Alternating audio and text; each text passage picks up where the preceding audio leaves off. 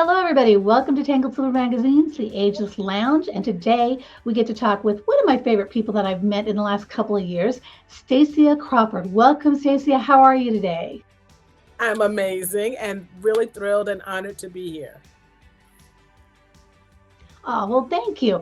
We're going to get started off right away before I dive into all the amazing things that Stacia is doing. I would like you to answer what it brings to mind when I tell you I believe you're an ageless woman. Hmm.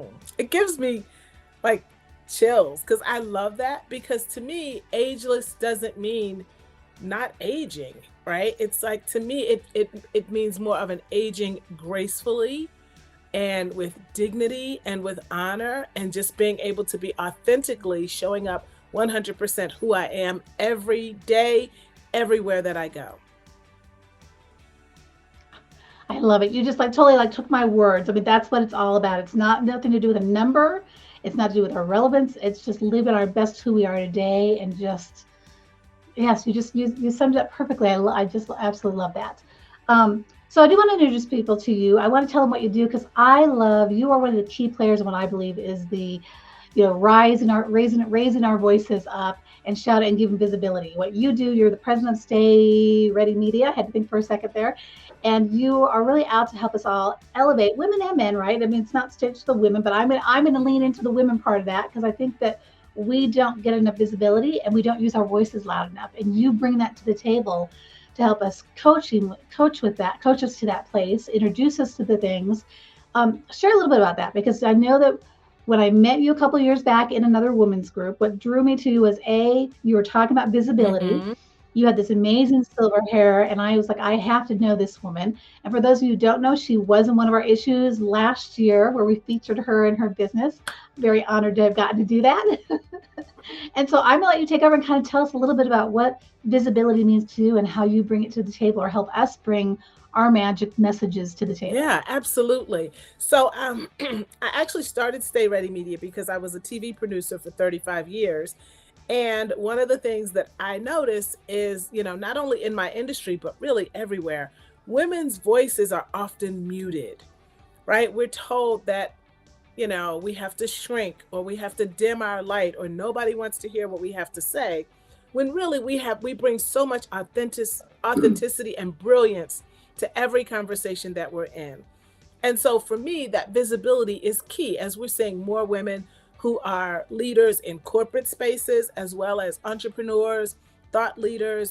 Women are opening businesses, they're writing books, they're becoming speakers, and really showing up powerfully in all of these spaces. I feel like it's my duty and my mission to make sure that they are sharing their messages in a way that resonate.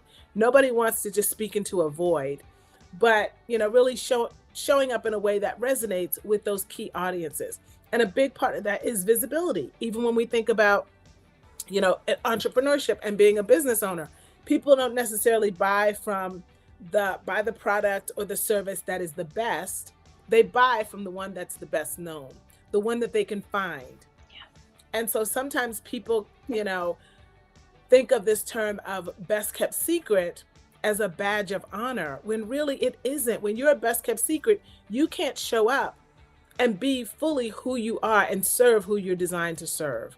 And so using media as an avenue to increase that not only visibility, but also your credibility, because being featured in those spaces of media, whether it's magazines, like you were talking about, television, radio, it gives you an elevated sense of credibility and you get to amplify your authority and become known as a sought after expert in your space, whatever that space may be, because every media has space for everybody. And a lot of times people don't realize that. They think, I don't have anything to say, or who wants to hear from me? I'm nobody important. And so first we have to get rid of all that junk, right? And then, you pour from a cup of sharing your brilliance with the world and just using one of the most incredible platforms to be able to do that. And would you say, my first thing when you're saying when you're talking to me, like I have some people going like, oh, I could never be in a magazine. Like when I approach somebody, they go, oh, you want me in the magazine? I could never be in a magazine. And it's that confidence level that we're kind of lacking because, like you said, women especially have been told to quiet our voices, or like I was told I was too much of a chatty Cathy and that was a bad thing when I was growing up. Robin, be quiet. Robin, don't talk so much. Robin, slow down. Like, so I think that we fall into that category. And when it comes to media, I think it's very intimidating to think of, am I good enough to be on the morning show? Am I good enough to be on this AM drive show, morning show, right? And I think we also get scared that how do you even start to get in there? If you don't think you have it, how do you even find a way to connect with them? That's So right. would you would you agree with that? Is kind of where that people kind of think got stuck, like they want to do it, but they don't Yep. know how to do it or where to Yeah, start? yeah, I get that all the time. Like most people, first of all, think that it's not accessible to them. And then even when I start peeling back those layers and showing that it is accessible to them, not only is it accessible, but those producers and those editors are looking for people just like them. Um, and so when people don't even know where to start, we get in our own heads and we want to complicate things. Like one of the things that I do, in my work and in my master classes and in my programs is, we do a lot of pitching. And often when I'll tell people, okay, let's write a pitch, they want to complicate the whole process. And then when I show them what it actually should look like, they're like, oh, that's it? It's like, yeah, you've been getting in your own way and complicating it, thinking that you've got to submit a dissertation, right? When Right, it's really just right. getting to the heart of the matter and the value that you bring to an audience and being able to clearly and concisely communicate that to the decision maker who has the power to say yes or no to you coming on their show. And when I'm hearing you kind of say, and to correct me if I'm wrong or not, but I think I hear you saying like also it's really about when you're pitching, it's what do you have that's going to enhance their audience, right? Not about like come in, let's brag about what I'm doing and I won this award and I won that award or I've done this and I've done that. It's about how does what you do relatable to their audience and how will it help their audience who is coming in looking for answers, solutions, help, That's correct? I mean, is that exactly what I'm hearing you say? 100%. Yes, right? So I always say, well, go back to the reason why you started your business, the reason why you wrote that book, right? The reason why you have these products and services. What is the value that you bring to your customers? Now imagine, 100,000 of your best customers sitting down watching you and seeing you on TV. It's all about the value that you bring. It's not a time or a space for you to offer a commercial, but you always want to ask, what would an audience member walk away with after watching an interview with me? That's really where you start. Nice. Nice. I'm trying to think of several things that like you just like my mind's going ooh, ooh, ooh, ooh, which I'm sure most of your clients do that with you when you start peeling back those onions because all of a sudden the juices start flowing. You go, what about this and what about that? Can Hmm. you? I know what I want to ask you. Address for me.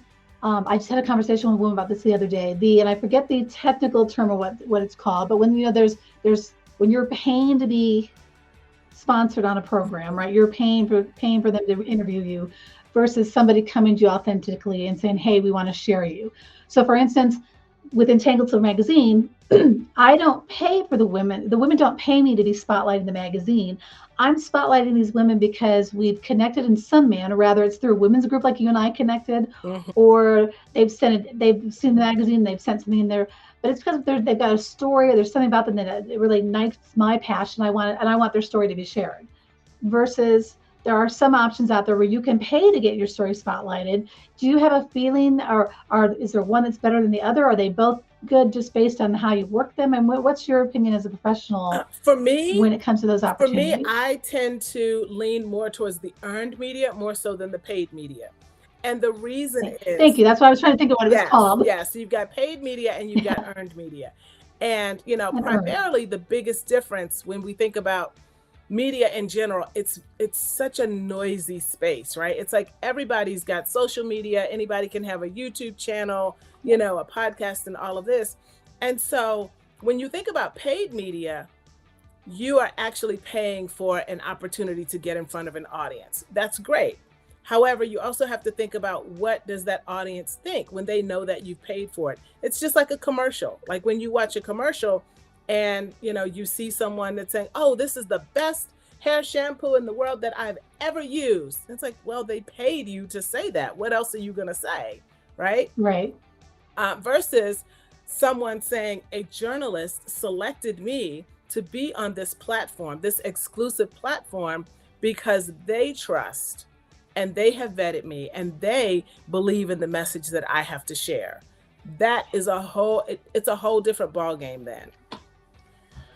Well, I love what you do. I actually, and I'm going to use this as an example. I hope you're okay with me throwing this out there, but I'm going to use the example. I went to one of your master classes and was taking notes on everything you were sharing. And then I turned around and pitched a very public, I'm just going to say Maria Shriver's Sunday paper. I pitched one of their writers about our magazine and what we bring to the table, and for celebrating women that are embracing their natural hair. And I took everything that you had kind of said, and I got out of my head because I had all this long list of why on earth would Maria Shriver's Sunday paper look at me, right? I took all that out and I simplified, and it took a little bit of time. So it's not like it necessarily will happen overnight. It's great if it does, but I was patient. And then again, I got that spotlight. And last April, Maria Shriver's Sunday paper posted about my story and leading into the magazine, taking your tips. So that's why I think it's so important to have someone that can help you when you can't get out of your own way. Because I definitely think I was in my own way. Mm-hmm. And that's usually what it is. The only thing stopping you is you. Right? Most people will think, even sometimes, and I love to hear when people say they've come to my masterclass and walked away, implemented what I taught, and got featured in the media. And I hear this all the time. They always come back and tell me, and it just makes my heart explode. I love it so much. And the reason they say is, I've been thinking about doing media for the longest time, but I never took the first step. And then you see, it's really a lot easier than you might think. And the great thing about that too is that media begets more media. Like now that you've gotten one, it's like going out and getting another. If you can get one, you can get 100. Right. It's right. the same process. Well, it certainly builds your it certainly builds your confidence. Oh, Yeah. absolutely. It certainly builds it when you get that first one, especially like, oh, okay, I didn't. I know for me, it was really like, it was exciting to go, okay, so those stories that were in my way, I was able to push them away and able to take them and move forward. And I do love, because your Facebook page lights up whenever you have, you're featured another client that you just got on television or got on the morning show. And I love it because I watch it. It's like, you see, you're glowing for your clients, and then you're showing your clients, and they're glowing because they're getting to share and like I call it magic, because I think that when you're an entrepreneur, especially, what we bring to the table is a little bit of magic in a sense, right? We've got this problem we've solved, or this little piece, and it's not just our story, but it's like this little bit of magic, fairy dust, whatever we're going to call it, that we want to share. But again, it's getting it out there and sharing it. So I love that literally, I think what is one of your taglines? Elevate visibility. Yeah. Or maybe that's not your tagline, but that's what I think when I see you, is that you elevate visibility.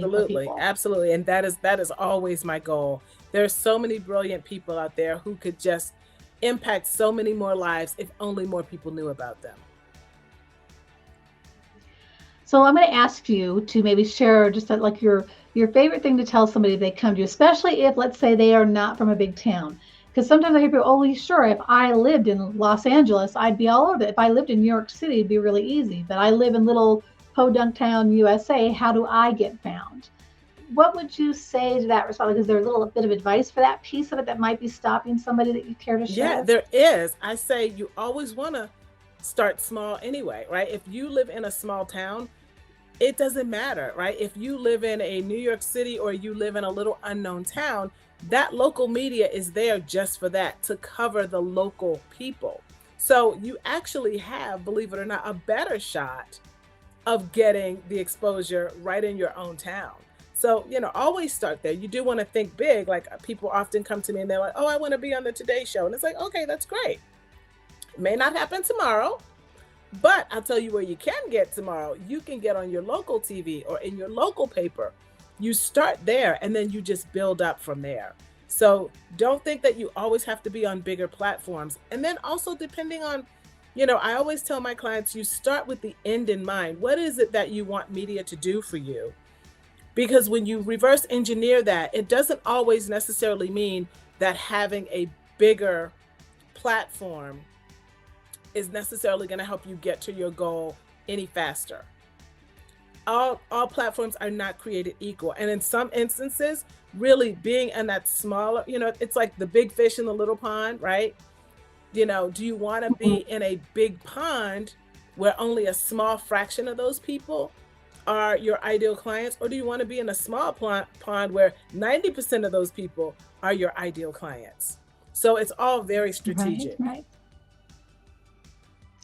Well, I like the idea that you said about reverse engineering it because I think not enough people think about that piece of it. They just want, they see the picture of what they want right now, and it's how do I get from A to B, but they don't necessarily go to B and then reverse it back to see what steps to make it happen. I like that because I think for me, I didn't do that in the very first year of the magazine. It was just like, here's my thought, I'm getting out and I'm running.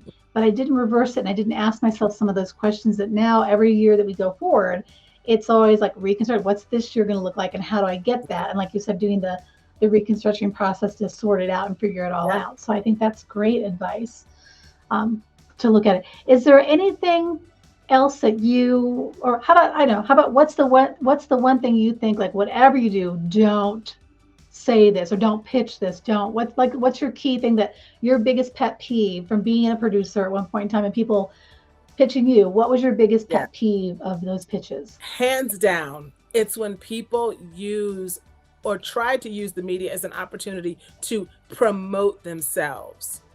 That is not what it's for. Again, it's all about that value for the audience. So oftentimes I would, get so many pitches where people would, go on and on about who they are and what they've done and all of that. And I'm like, that's great. But why do I care? Why does my audience care? That producer or that editor, they have one job, and that's to provide value for that audience.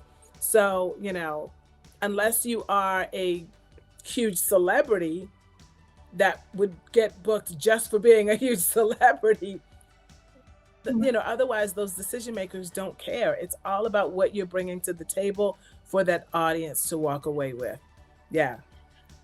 So I'm here and I'm just going to use examples because I'd love to come back and like put it in like simple English for somebody who's going, I get that kind of sort of. So that would be like if a hair coloring company, right, that wants you to color your gray out is trying to get into my magazine. My audience is not going to be their key audience, right?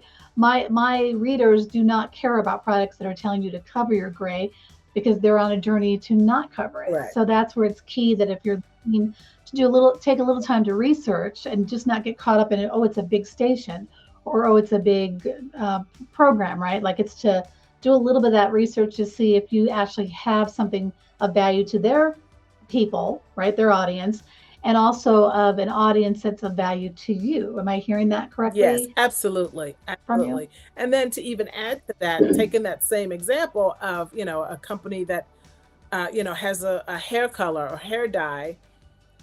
A commercial is me saying, oh, I have this hair dye. You should buy it because it's great. Your hair is going to look amazing. Buy this product. That's a commercial. What you want to do is, again, reverse engineer that. Like, what is the purpose of the hair dye and what is the value to the audience? So you might do a segment and say, and I'm just kind of winging this off the top of my head, but Yeah. maybe, 5 things you can do to to feel younger. Maybe one of those things is dye your hair. It could, because everybody's not going to resonate with that. Like, for me, I'm a silver chick, Right. right? I'm not going to dye my hair, but hopefully somewhere in the other 4 tips that you're going to give me, I can resonate that. It might be like, well, maybe Nice. 1, wear more colorful clothing, or, 2 could be wear nice fragrances, 3 could be work out so that you have more energy, Right. and more stamina throughout the day. 4 could be something like eat healthy food, and then maybe the hair dye fits in there somewhere, but it's not a hair dye commercial. Right, right. And I love that key thing because I think you're right. When somebody comes with you as there is a difference between an advertising pages in the magazine or stories in the magazine. Just like Mhm. again, if you're on a show and you're being interviewed, it's really should be what can we bring to the table. I think about all the wonderful like the pet organizations, right? That will come on and they're sharing the pets of the weeks and they're sharing the different types. They're not trying to sell you necessarily, but inviting you to come in and see the needs. They're telling the audience the needs of the community and how it's beneficial for us in that sense. And Exactly. I may have just gotten off my scope on there, but I love when it's like you know the name of the thing at the end, but they haven't dropped the name of the specific organization every 2 seconds. Right. It's it's not like this is. It's like you said. It's really giving you more. And maybe the pet one wasn't the best example as I'm thinking about it when I'm thinking about all the pet ones I'm looking at because I'm always like, oh, I want to go there, I want to go there, I want to go there. But I do like the idea of like roofers, right? Like roofers coming in and giving you like hail season's coming up. Here are the top That's tips it. to prevent hail damage to your Yep. home.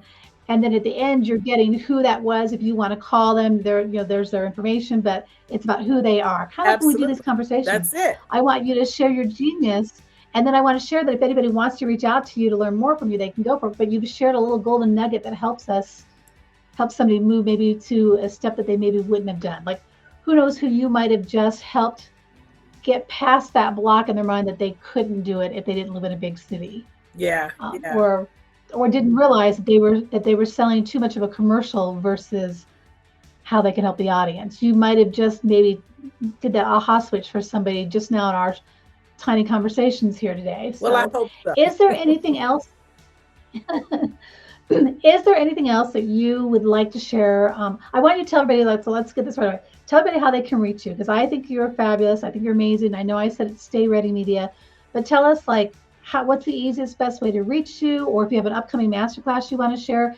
This will drop usually about a week after, so keep that in mind if you're giving me dates. We're probably like a week out. But do you have anything where can we find Stacia and how do Yeah, we get absolutely. to Yeah, you? you can find me on Facebook and LinkedIn. Those are the two primary places where I show up. I'm always giving valuable tips. So you can find me, Stacia Crawford, on Facebook as well as LinkedIn.